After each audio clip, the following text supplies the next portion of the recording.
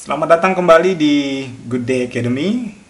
Di video kali ini kita akan membahas satu materi yang tidak kalah pentingnya, yaitu parts of sentence, atau dalam bahasa Indonesia kita menyebutnya sebagai unsur-unsur kalimat. Di video kali ini kita akan membahas 5 topik. Yang pertama, subjek, kemudian predicate, object, complement, dan yang terakhir nanti kita akan membahas tentang adverbial.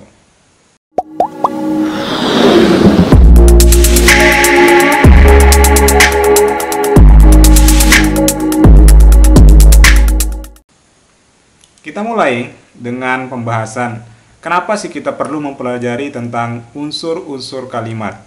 Kita pasti masih ingat ya, ketika kita masih di SD, SMP, atau SMA dulu, ketika kita belajar bahasa Indonesia, kita diajarkan pola kalimat SPOK, subjek, predikat, objek, keterangan. Ini yang akan kita bahas hari ini adalah SPOK, tapi versi bahasa Inggris. Jadi teman-teman bisa mengingat pelajaran bahasa Indonesia ketika SMP, SMA dulu. Oke, saya untuk mudahnya gitu ya, saya akan membagi unsur-unsur kalimat atau part of sentence ini ke dalam 2 bagian. Yang pertama yang bersifat required, ya. Dan yang kedua yang bersifat optional. Di bagian yang required, unsur kalimat yang required, itu ada kita punya 2. Yang pertama adalah subjek, yang kedua adalah predicate. Sementara di yang opsional kita punya objek, kemudian kita punya complement, ketiga kita punya adverbial. Sebelum saya menjelaskan lebih detail tentang masing-masing ini, saya jelaskan dulu kenapa saya membedakan menjadi required dan optional. Jadi required itu adalah unsur kalimat yang wajib, atau setidaknya kalimat dalam bahasa Inggris itu harus memiliki subjek sama predicate. Makanya dia required, nggak boleh absen salah satunya. Sementara untuk yang optional, ini boleh ada, boleh tidak di dalam satu kalimat. Karena kadang dalam bahasa Inggris kita akan menemukan kalimat yang hanya punya subjek, punya predicate. Setelahnya bisa optional ya, bisa objek, bisa complement, atau adverbial.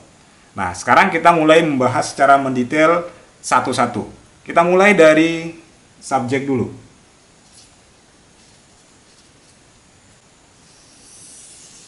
Subjek secara sederhananya bisa kita artikan sebagai pelaku. Jadi pelaku yang melakukan satu kegiatan atau dia menjadi tema sentral di dalam kalimatnya. Itu yang disebut sebagai subjek. Oleh karena dia adalah pelaku, maka biasanya yang bisa menjadi subjek itu adalah noun, noun phrase, atau pronouns. Itu yang bisa menjadi pelaku di dalam kalimat. Saya akan kasih contoh ya, contoh kalimatnya. Contoh 1, Sukap walk down the street. Kemudian kedua, we go to school. 3, the new student does not come. Does not come. Oke. Seperti yang saya katakan tadi, yang bisa menjadi subjek itu adalah nouns, noun phrase, atau pronouns. Langkah pertama, kita identifikasi subjeknya dulu. Subjek itu adalah pelaku ya. Jadi di sini bisa kita identifikasi bahwa subjeknya adalah Sukap. Ya, kemudian predikatnya atau kata kerjanya adalah walk down the street. Cara sederhana kalau kita mau tahu siapa subjeknya, kita tanya aja kayak gini. Siapa yang walk down the street? Pasti jawabannya adalah Sukap, maka Sukap adalah subjek. Di kalimat kedua, subjeknya adalah we. Oke. Sama kayak yang tadi itu. Siapa yang go to school? Maka jawabannya adalah we, maka we adalah subjek. Di sini sama. The new student does not come. Kalimat ketiga ya. Nah, di sini kita bisa lihat bahwa subjeknya adalah the new student. Oke. Kemudian verbnya adalah does not come. Nah, dari mana kita bisa ngetes bahwa ini adalah subjek? Sama, tanyakan pertanyaan yang kayak tadi itu. Siapa yang does not come? Maka jawabannya adalah the new student. Maka the new student ini adalah subjeknya. Subjek itu sendiri bisa kita bedakan lagi. Berdasarkan bentuknya, subjek dalam bahasa Inggris bisa dibagi menjadi 3. Yang pertama, ya, ada yang kita sebut sebagai simple subject. Simple subject ini contohnya kayak gini. Sukap is a student. Kemudian contoh yang kedua, Messi scored a goal. Nah, di sini subjeknya bisa kita lihat adalah Sukap, Messi. Oke. Kenapa dia disebut sebagai simple subject? Karena dia hanya terdiri dari satu kata. Kebetulan di sini adalah nama orang ya, Sukap, Messi. Student, misalkan ya, kita kasih contoh yang lain. Flower are expensive. Maka di sini yang menjadi simple subject-nya adalah flowers. Kenapa flowers disebut sebagai simple subject? Karena dia cuma satu kata. Sementara yang kedua ada yang kita sebut sebagai a complete subject. Complete subject. Oke, complete subject ini bentuknya adalah noun phrase. Dari tadi saya menyebutkan tentang noun phrase. Sederhananya, noun phrase itu adalah gabungan kata ya, kalau phrase itu. Nah, karena ada kata nounnya, maka noun phrase itu adalah gabungan kata di mana yang menjadi intinya adalah nounnya. Kalau kita mau kasih contoh ya, Ria's mother is a woman. Maka di sini bisa kita identifikasi bahwa tadi kan kalau simple subject itu satu kata. Di sini subjeknya apa? Siapa yang woman? Ria's mother. Nah, Ria's mother ini satu kata apa lebih? Ini kan lebih, ada Ria's sama mother. Tapi dia menempati satu fungsi, yaitu menjadi subjek. Maka ini disebut sebagai noun phrase. Dan dia menempati posisi sebagai subjek. Dan dia tidak bisa kita sebut sebagai simple subject, karena dia nggak kayak satu kata yang ini ya. Tapi dia itu lebih dari satu kata. Maka kita sebut dia sebagai complete subject. Contoh yang lain, the black table was broken. Apa yang broken? The black table. Maka subjeknya di sini adalah the black table. Nah, the black table ini kita sebut sebagai complete subject.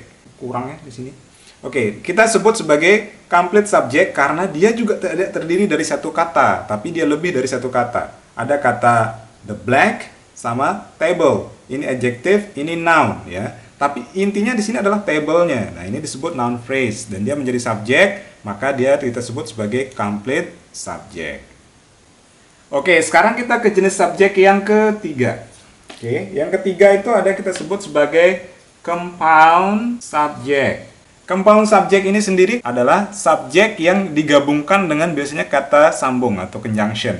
Contoh, Putra does his homework at home. Kalimat kedua, saya punya Putri ya. Putri does her homework at home.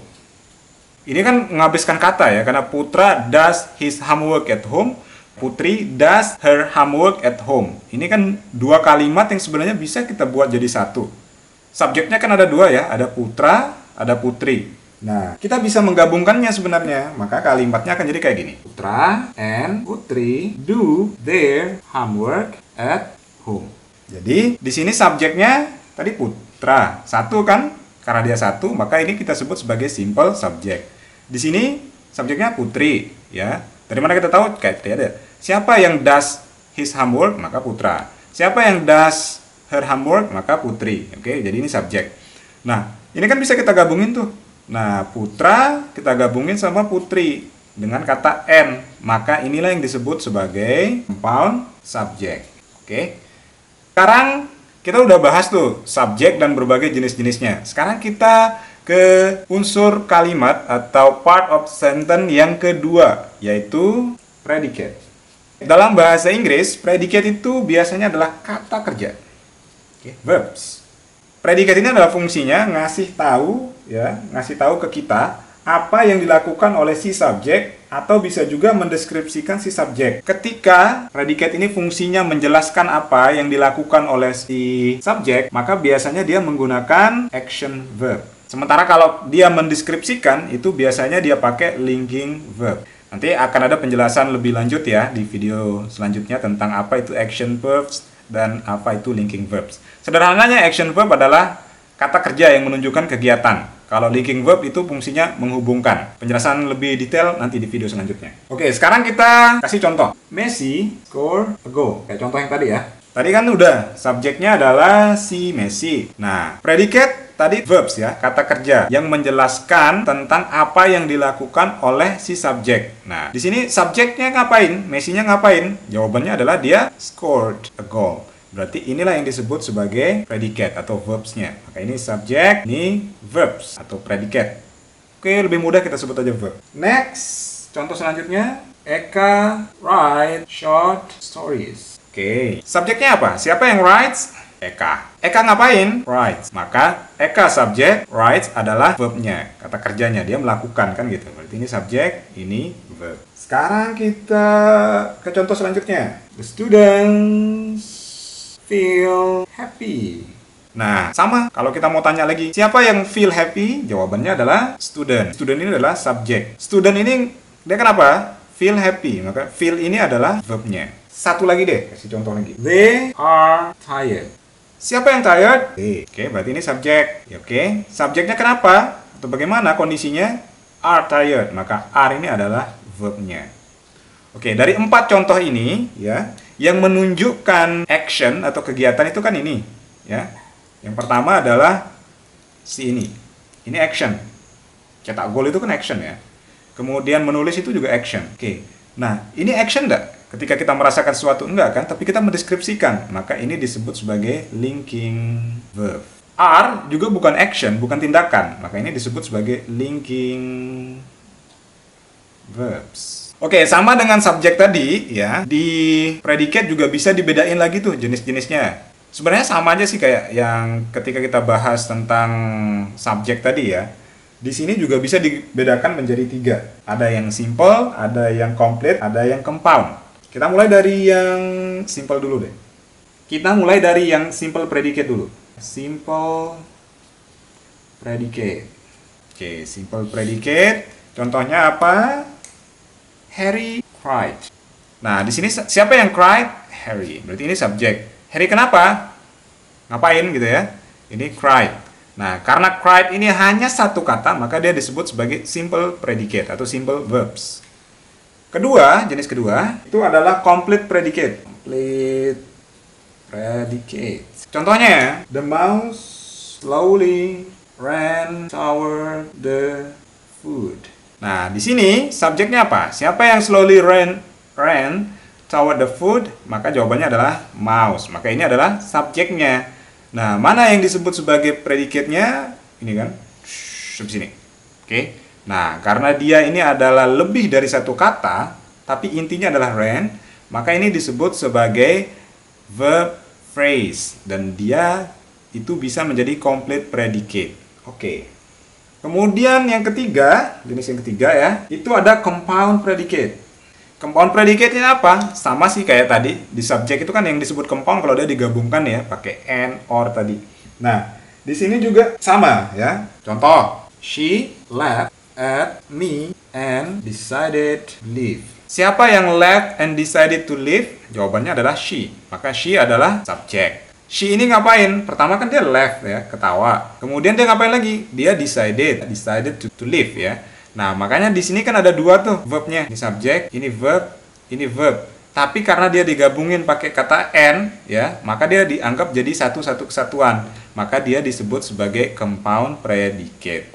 Oke, jadi ini 3 jenis predicate.